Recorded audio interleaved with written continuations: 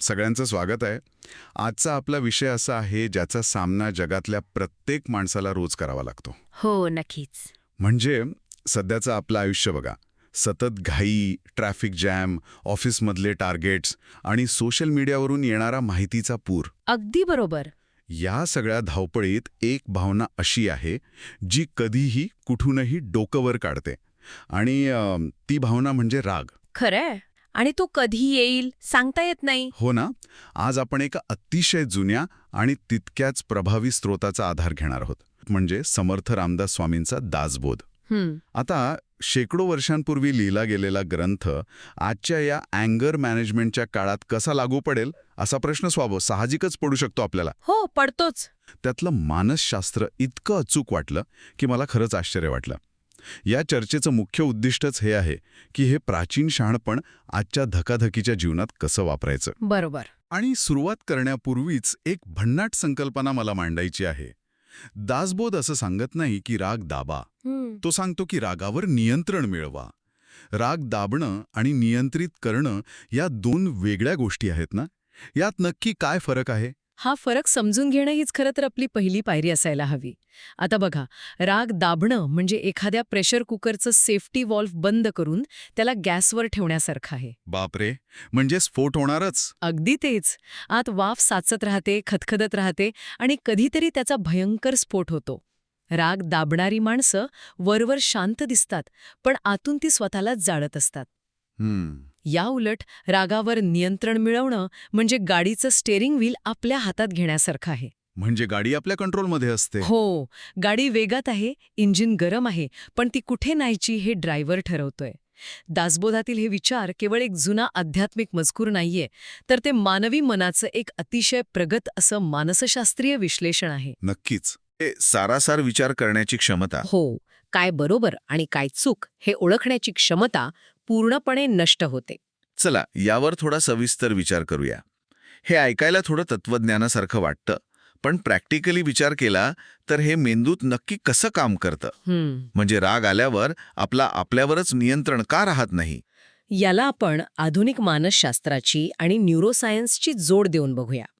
जेव्हा राग येतो तेव्हा आपल्या मेंदूतील अमिगडाला नावाचा भाग, जो भावनांवर नियंत्रण ठेवतो, तो हायजॅक होतो. ओके. तो जणू धोक्याची घंटा वाजवतो. आणि त्याचवेळी आपला प्रीफ्रंटल कॉर्टेक्स, जो तार्किक विचार करणारा, सारासार विचार करणारा मेंदूचा पुढचा भाग असतो, तो चक्क शटडाऊन होतो. म्हणजे आपला लॉजिकल विचार बंदच पडतो तर. अगदी. म्हणजे विचार करा, आपण 100 किलोमीटर प्रति तास या वेगाने गाडी चालवत आहोत आणि अचानक कोणीतरी आपल्या डोळ्यांवर पट्टी बांधली. भयानक आहे हे. रागाच्या क्षणी आपलं नेमकं हेच होतं. आपण केवळ भावनांच्या आहारी जातो आणि अशा प्रतिक्रिया देतो ज्या शांत झाल्यावर आपल्याला स्वतःलाच मूर्खपणाच्या वाटतात. अगदी बरोबर. आणि म्हणूनच बहुधा आपण रागाच्या भरात असे मेसेज पाठवतो किंवा असे शब्द बोलतो ज्याचा नंतर खूप पश्चाताप होतो. हो, नेहमीच होतं असं. मग यावर दासबोध उपाय काय सांगतो? यातली जी पहिली पायरी सांगितली आहे ती वरवर पाहता खूप साधी वाटते. रागाची जाणीव ठेवा. पण एक मिनिट, जेव्हा बॉस अंगावर ओरडत असतो किंवा ट्रॅफिकमध्ये कोणीतरी गाडीला कट मारून जातो, तेव्हा अरे छा, मला राग येतोय असं स्वतःला सांगणं खरोखर शक्य होतं का? त्या क्षणी तर माणूस भडकेलच ना. हाच तर खरा मुद्दा आहे. सुरुवातीला हे अशक्य वाटतं, पण मानसशास्त्रात याला इमोशनल लेबलिंग म्हणतात. Emotional labelling. हो, आणि दासबोधाने हेच शेकडो वर्षांपूर्वी सांगितलंय. जेव्हा आपण रागात असतो तेव्हा आपण त्या रागाशी पूर्णपणे एकरूप झालेले असतो. मी आणि माझा राग या दोन वेगळ्या गोष्टी राहत नाहीत. पण ज्या क्षणी आपण मनामध्ये जाणीवपूर्वक हा विचार आणतो की मला आता राग येत आहे, ओके, त्या एका सेकंदात आपण स्वतःला त्या भावनेपासून वेगळं करतो. आपण त्या भावनेचे केवळ निरीक्षक बनतो. म्हणजे एखाद्या तिसऱ्या व्यक्तीसारखं स्वतःकडे बघायचं. अगदी तसंच. आणि गंमत बघा, ज्या क्षणी आपण आपल्या भावनेला ओळखतो आणि तिला एक नाव देतो, त्या क्षणी मगाशी शटडाऊन झालेला तो तार्किक मेंदू पुन्हा रिस्टार्ट व्हायला लागतो. क्या बात है. केवळ जाणीव निर्माण झाल्याने रागाची तीव्रता आपोआप कमी होऊ लागते. तो स्फोटक राहण्याऐवजी निवळायला लागतो. दासबोध आपल्याला सांगतो की राग ही एक लाट आहे आणि आपण तो समुद्र किनारा आहोत. लाट येईल आणि जाईल, आपण फक्त ती लाट बघायची आहे. हे खरंच खूप प्रॅक्टिकल आहे. म्हणजे फक्त मी रागात आहे हे मान्य करणं हाच अँगर मॅनेजमेंटचा पहिला टप्पा आहे. हो, अगदी बेसिक पायरी आहे ही. आता वळूया दुसऱ्या आणि तिसऱ्या पायरीकडे, ज्या एकमेकांशी जोडलेल्या आहेत. लगेच प्रतिक्रिया देऊ नका आणि विवेक वापरा. मला वाटतं आधुनिक जगात हा पॉज घेणं सर्वात कठीण काम झालंय. व्हॉट्सअपवर कोणी काही बोललं की 2 सेकंदात आपण टायपिंग सुरू करतो. बरोबर. यातली सर्वात आकर्षक गोष्ट म्हणजे ही जी इन्स्टंट रिॲक्शन देण्याची सवय आहे ना, तीच अनेक नातेसंबंध आणि करिअर संपवते. खरंय. रागाच्या भरात बोललेले शब्द बाणासारखे असतात. एकदा सुटले की परत घेता येत नाहीत. दासबोध इथे आपल्याला एक छोटा थांबा घ्यायला सांगतो. म्हणजे तो पॉज. हो, हा थांबा काही सेकंदांचा असू शकतो किंवा काही मिनिटांचा. आता मगाशी आपण जे विवेक हरवण्याबद्दल बोललो, तो विवेक या थांब्याच्या वेळेस परत येतो. अच्छा.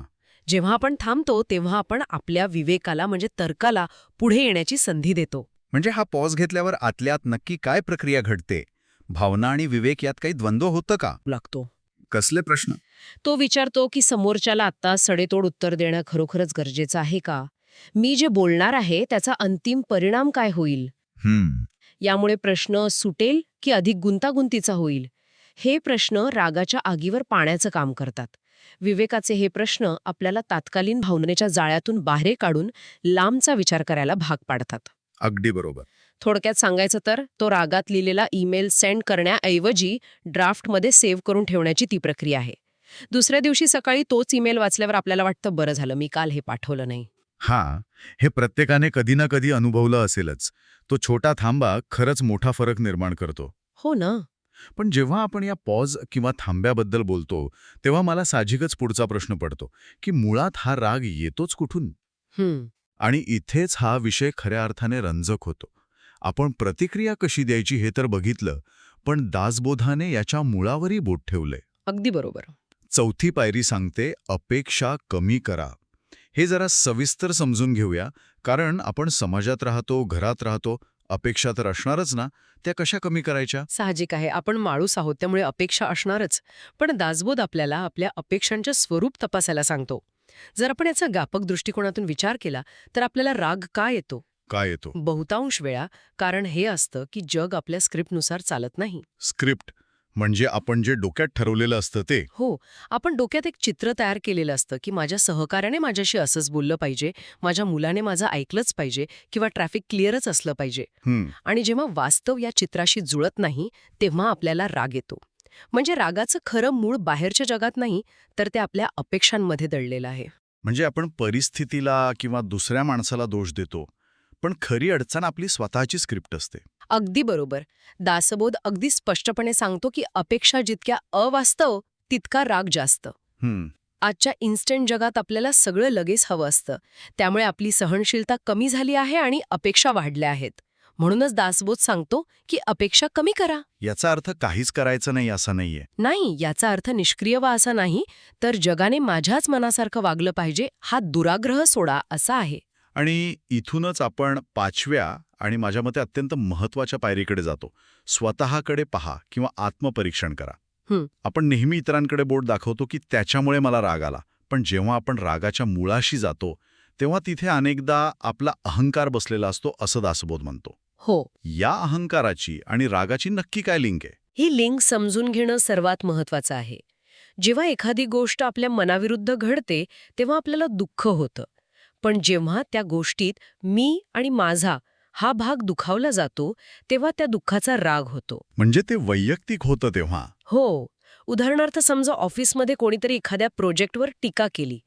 जर ती टीका फक्त कामापुरती असेल तर आपण ती सुधारतो. बरोबर. पण जर आपल्याला असं वाटलं की त्याने माझ्या कामावर कशी काय टीका केली, मला सगळ्यांसमोर कसं काय चुकीचं ठरवलं, तेव्हा तो राग बनतो. म्हणजे चूक किती मोठी आहे यापेक्षा ती माझ्या बाबतीत घडली हा विचार रागाला खतपाणी घालतो. तंतोतंत.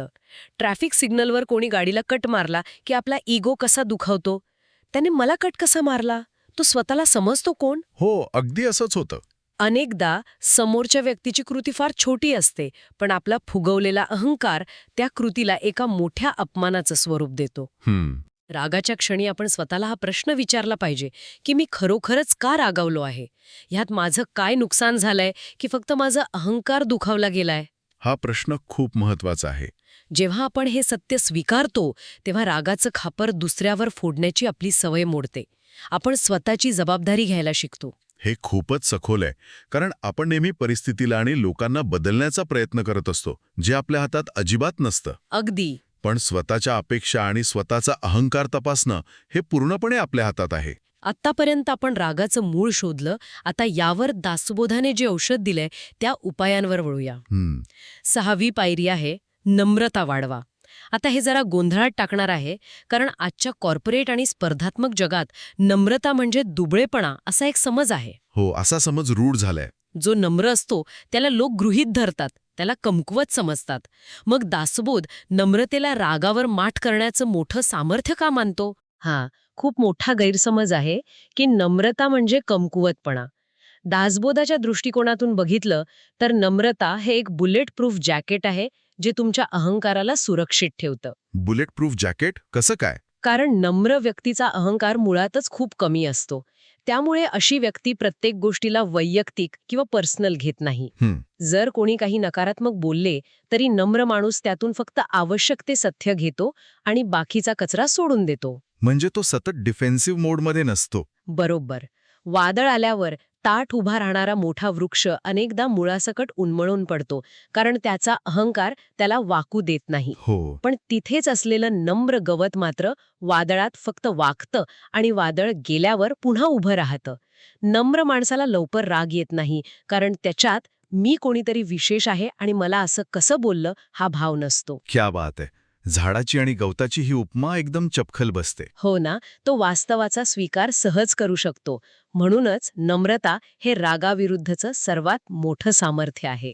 आणि हे सामर्थ्य मिळवण्यासाठीच बहुधा दासबोधानं 7वी आणि शेवटची पायरी सांगितली असावी, मन शांत ठेवण्याचा सराव. बरोबर. मला वाटतं ही पायरी म्हणजे प्रत्यक्ष युद्ध सुरू होण्याआधी केलेली तयारी आहे. अगदी अचूक ओळखलत.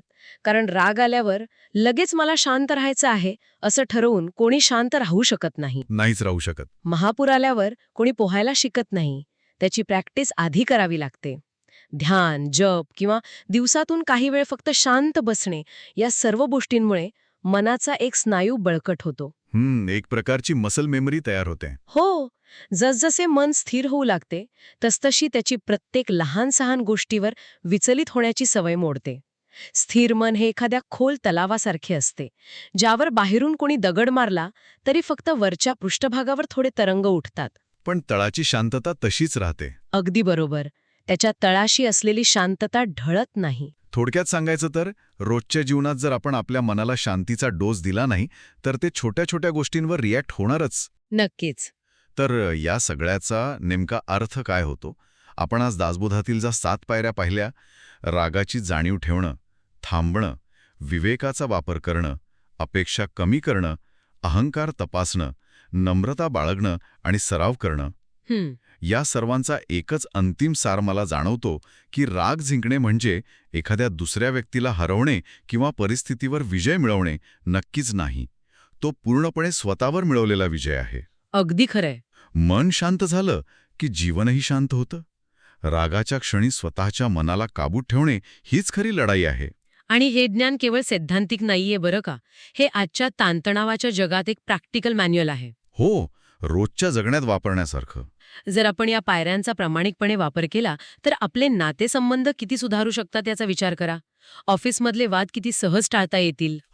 आणि सर्वात महत्त्वाचं म्हणजे राग हा केवळ नातेसंबंधच खराब करत नाही, तर तो आपल्या शारीरिक आणि मानसिक आरोग्यावरही घातक परिणाम करतो.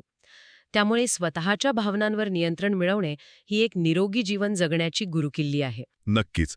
आजची ही चर्चा खरोखरच प्रत्येकाला अंतर्मुख करणारी आहे. दासबोधाचे हे विचार आपल्याला एक शांत, संयमी आणि परिपक्व माणूस बनण्यासाठी नक्कीच मदत करतील. पण हे सगळं ऐकल्यावर आणि मान्य केल्यावरही यावरून एक अत्यंत महत्त्वाचा प्रश्न निर्माण होतो.